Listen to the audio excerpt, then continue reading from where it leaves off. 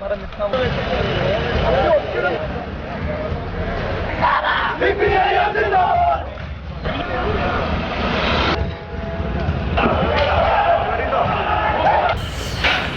യതീഷ് ചന്ദ്ര എന്ന് പറഞ്ഞാൽ നമ്മുടെ ഒരു അടിപൊളി സാറ്. ഈ സാറിപ്പോൾ എവിടെയാണ് പോകുന്നത്? ഈ സാറിൻ്റെ പ്രവർത്തന രീതികൾ വളരെ ഗംഭീരമാണ്. ഇത് അങ്കമാലിയിൽ സെക്രട്ടറിയാണ്, മറ്റതാണ് മറിച്ചാണെന്ന് പറഞ്ഞിട്ട് കാര്യമില്ല. അടി എന്ന് പറഞ്ഞാൽ ഗംഭീര അടിയാണ് കിട്ടിയ ആൾക്കാർക്ക്.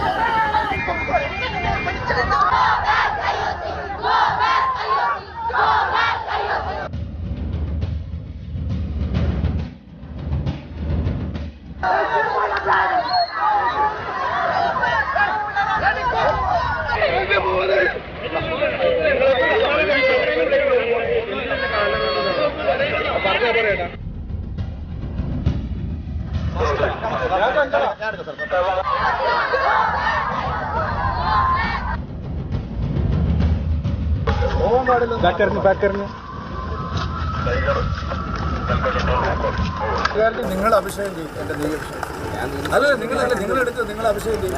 എനിക്ക് എൻ്റെ നെയ്യ് അഭിഷേകം നടത്തിയേ പറ്റുള്ളൂ. റോഡെന്ന് ഞങ്ങളെ അയ്യപ്പനെ കാണാൻ പോവാണ്. നിങ്ങൾ തടയരുത്. അല്ല, നാളെ എന്തിനാണ് അത് എന്താണ് അതിൻ്റെ ലോജിക്ക്? ഇന്നും നാളെയും തമ്മിൽ എന്താണ് പ്രശ്നം? ഇന്ന് എന്താ അവിടെ ഇഷ്യൂ ഉണ്ടെന്ന് പറ്റത്തില്ല. ഇവിടെ ഇരിക്കുക, നാളെ വരെ ഞങ്ങൾ അതും കൊടുത്തില്ല. ക്ലോസ് ആവും. അപ്പൊ മേഡം തിരിച്ചു വരണം. മാഡം ചോദിച്ചു വരുവോ വരില്ല എന്ന് പറഞ്ഞാൽ മതി. ഇത് വേടനല്ല, വേടൻ പാവം, അത് സഹിക്കും. പാവമായതുകൊണ്ട് ഇത് വേറെ സാധനമാണ് ടീച്ചറെ, ഇവരറിയും. ഓർഡറിൽ വേറെയാണ് ഡെഫിനേഷൻ.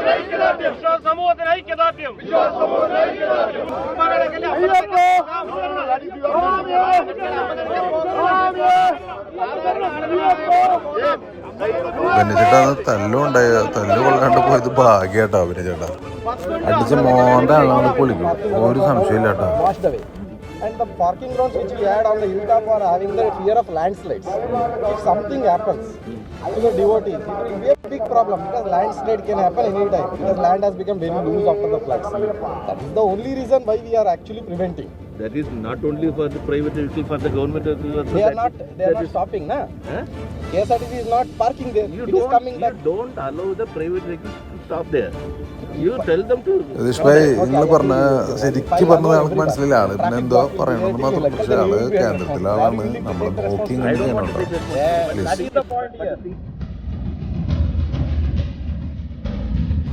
എൻ്റെ ഈ ജീവിതത്തിലിട്ടാ ഞാൻ ഇപ്പം ഇത്രയും പ്രായത്തിനിടയ്ക്ക് ഞാൻ കണ്ടതിൽ വെച്ചിട്ട് ഒരു അടിപൊളി മനുഷ്യൻ നിങ്ങളാണ്.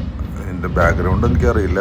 നിങ്ങൾ അങ്കമാലിയിലെ ആൾക്കാരെ അടിച്ച് മോന്ത പൊളിച്ചില്ലേ, അത് കലക്കേണ്ട്.